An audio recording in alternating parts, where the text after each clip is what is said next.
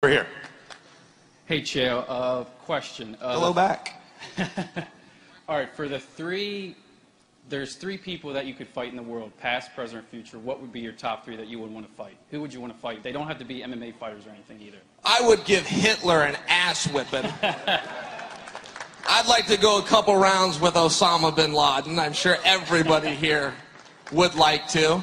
And there was this real jerk that cut me off in traffic the other day, and I'd like to tell him that he almost hit me because I had to slam on my brakes. And I had the distinguished gentleman from West Lynn, Mr. Danger Waffles, with me. That's my dog. And he almost came flying forward through the front seat. And Mr. Waffles hates to be disturbed when he's taking a nap. That's a true story. That's exactly how that went down. Thanks a lot. Thank you very much. Next question. Hey, what's up, guys? Chael, I saw that you recently did some training with the Cesar Gracie guys. I was just wondering if you could comment on that and anything you might have particularly picked up there.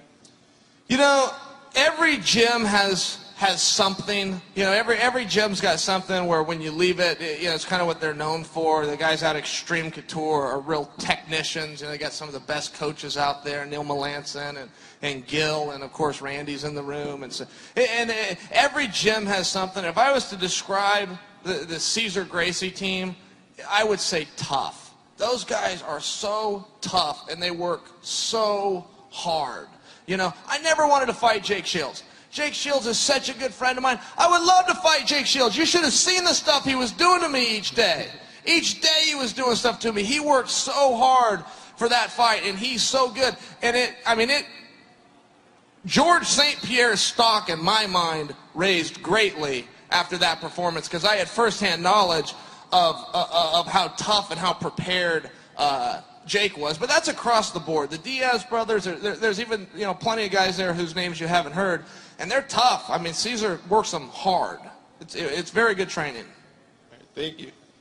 I love the Nick Diaz George St. Pierre title fight. You?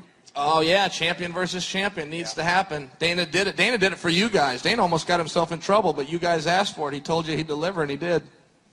Next Hope question. You guys know that. Yeah.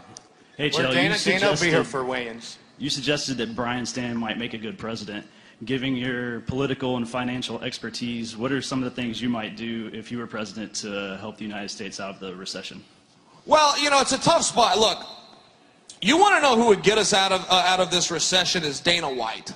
He truly would. Dana does something that no other president does, and that is he goes straight to the people and he tells them the truth. Dana had a tremendous frustration from his boxing background, and one of the things when he came over to MMA that he said he's not going to do is he's not going to be a promoter that hides things or sugarcoats things or covers anything up. He comes out, he talks straight. If every CEO on Wall Street, if every president on Wall Street came out and did that, told you what you did at the live gate, told you where you were going, told you where the vision was, and came straight to the people, the stock market would soar. People need to learn from Dana White. If I could read 3 books by Warren Buffett or 1 by Dana White, I'd read Dana's. I suggest you guys do the same. Thank you very much. Next question. Chael, how come that fight with Bisping didn't happen?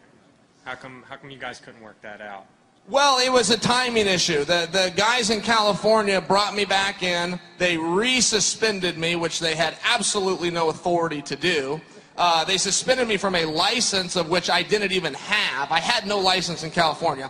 But here are my options. I could either sue them, I could take them into court, hire attorneys, go to a state, and sue who's essentially my boss's boss, right? The commissions oversee us all. Or I could just sit back and take it on the chin. And those were the 2 options that I was faced with. I could take it on the chin, sit out another 30 days, let them have their fun with me. Or it would take me 10 months to get before a judge and serve those guys the ass whipping that they truly deserved. So that's what happened. We ran out of time. The camera started blinking, the show started filming, and they put Mayhem in instead. Who's number 2 on your list for an ass kick? Who's number 2 on my list? I mean, Anderson's got the number. Listen, here's what happened. I ended up in some hot water, and I had to go before. I had to go to the principal's office, okay? And I'm sitting there in front of 12 good men who are going to judge my fate. They can send me through this door, and I'm going to have to go away for a while. or they can send me out the door that I walked in. And when I went in a velour tracksuit, white tennis shoes, and with my mouth shut. And before it was done, they said, Mr. Sonnen, do you have anything to say? And I said, before you decide my fate, know this. You can send me that way, or you can send me through that same door I just walked in, but as a public service, I will get rid of Anderson Silva. I will get rid of Lyoto Machida. I will take out the Nogueira brothers in the same night. I will personally burn Black House down. And they said, Mr. Sonnen, not guilty. Brought the gavel down, and I went on about my way. Thank you. You're welcome. And that's exactly how that went down. Man, I knew I was not going to have to worry about my voice being hoarse after this session. This is awesome. As a public service, yes, I will burn Black House down. I know I already said it, but in case anybody missed it, we might do that. Showdown, you got that? Turkey's in the room. That'll be on the next show. Showdown's like, I don't even have to write it down, Goldie. I got it memorized. Next question, please. What's up, Chael? Goldie? What's up? All right, buddy. Get the camera on the back of my head real quick. Can't quite see it. Can't see it. What is it? I love John. Who's John? Yeah. What's that say? It says UFC. Call for a good time. Oh, UFC. Is that what that said? I'm sorry. Thought it said I'm yummy. Oh, my goodness. I like that. Well done, buddy. Way to represent for us. I know you were interested in going to House of Representatives in Oregon. Let's say you became UFC champ and you got that call. Which road would you take? Which road would I take? I mean, look, I got a contract with the UFC, and I'll defend that contract and honor it with my dying breath. You know, I'm not one of these guys that signs his name on the dotted line and calls in sick, if that's what you're talking about. You know, I'm not one of these guys that gives his word to people that if you go out and buy a ticket to see him, maybe I'll show up, you know, and then again, maybe I won't. You know, and the other side of that, we've all been sick, haven't we? We all just don't feel. Some days, man, you really can't go to work. What I don't understand is guys calling in sick 30 days in advance. Little Nogueira canceled his fight on the 4th of July. On the 4th of July, how do you know you're not going to feel good on August 6th? Could any one of you guys do that? Could any one of you guys pick up your phone, call your boss, and say, hey, on September 10th, I'm not coming in? The boss goes, well, what are you telling me? You go, well, I'm not going to feel good. I have a feeling I'm going to have some bad chicken the night before, and I just wanted to call and cancel that. What are you talking about? You gave your word, you signed a contract. A man does what he says he'll do, the time he says he'll do it, for the price he says he'll do it for, and that's the end of it. You know, everybody talks about, oh, the UFC, they've been plagued with injuries. The UFC isn't plagued with injuries. They're infected with cowardly charlatans. When you sign your name on a contract and you say you're going to do something, show up. People, you want to know why I'm going to fight Brian Stann? You want to know why Brian Stann and I are going to fight? Because we said we would. That's it.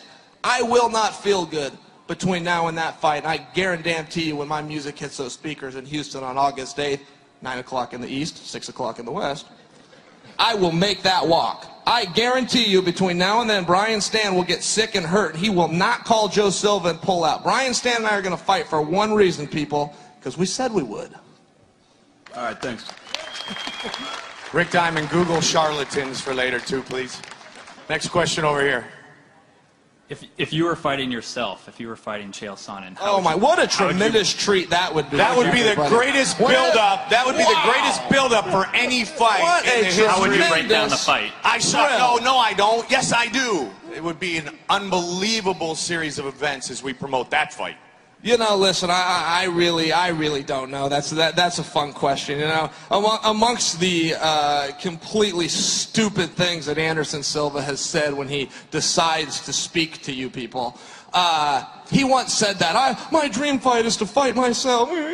Shut up, Anderson. Go fight yourself, you dork. Nobody's watching you anyway. People tell me I sold out. You damn right I sold out. I sold out Las Vegas's MGM. I sold out the Staples Center. I sold out Oracle Arena. And on October 8th, I will sell out Houston, Texas. Get your tickets now.